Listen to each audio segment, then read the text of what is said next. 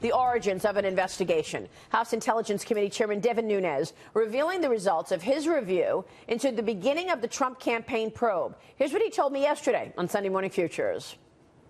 We've long wanted to know, well, what intelligence did you have that actually led to this investigation? So what we found now, after the investigators have reviewed it, is that, in fact, there was no intelligence. We thought, well, maybe there was one that went through a different channel that was kept really quiet, that was secret, that was kept from the Congress and other folks. Well, in fact, after our investigators reviewed this, that is not what happened. There was no Five Eyes intelligence product. As it's been reported, there was no product. Joining us right now to talk more about that is Fox News senior judicial analyst, Judge Napolitano. Judge, no official intelligence, and he mentions the Five Eyes, which is an agreement that the U.S. has with a total of 5 countries to share intelligence, that we don't spy on one another. No intelligence went through that Five Eyes in terms of launching an investigation into the Trump campaign.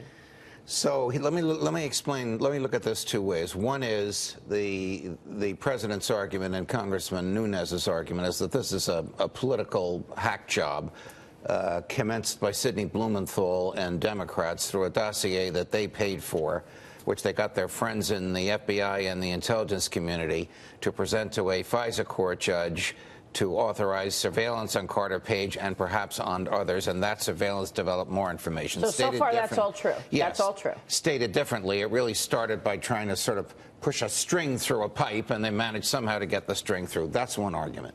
The other argument is it is very dangerous, and I've been critical of Congressman Nunes in the past, though I know him and like him and agree with him on many things and respect him and respect his work, for him to look at top secret information and cherry pick it for a political narrative. He did this 2 months ago. He did it last week. We can expect the opposite conclusion to come from Congressman Schiff, who will do the very same thing.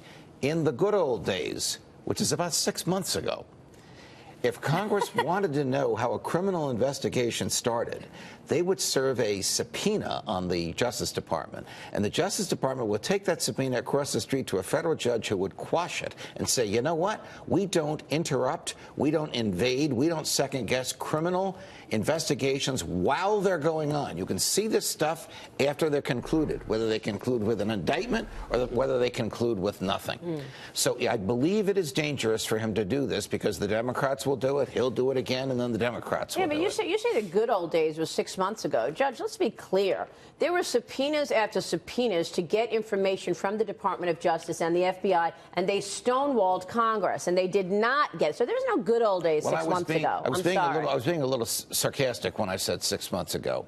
It was longer than 6 months ago when, if Congress wanted information about an ongoing criminal investigation, they would not get it, no matter what subpoenas they served, because the subpoena would be quashed by a federal judge who knows you cannot subject to the light of day evidence obtained in an ongoing criminal investigation. A, it tips off the people being investigated.